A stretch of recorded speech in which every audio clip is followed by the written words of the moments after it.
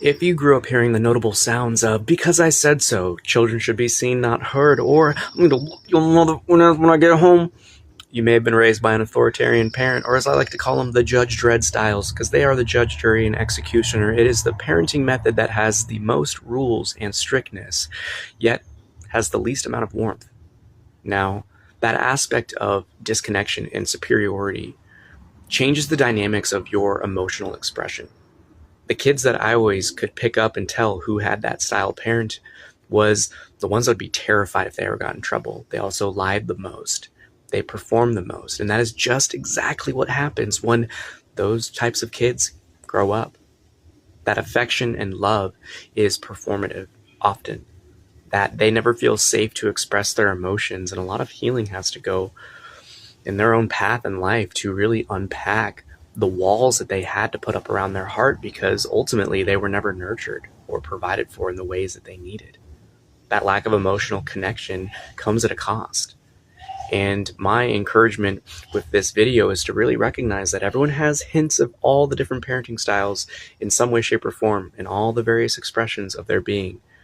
Yet, when it comes to the authoritarian, this is the one that self-sacrifices the most.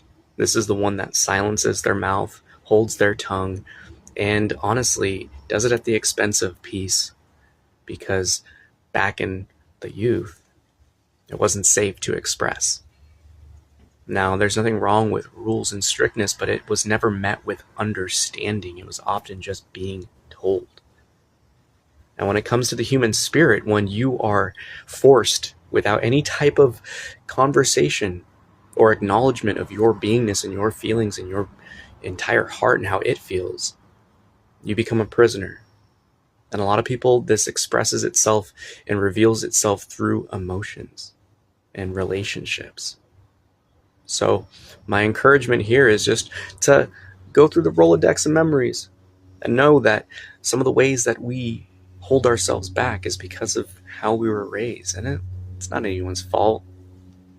But what it comes down to, it is our own personal responsibility to make the change. So there's so much that I could talk about with these ones. But we got some data down in the description. Check it out. And we'll be chatting more about next week's The Neglectful Parent and the rest. So stay tuned. Follow. I love you. Peace.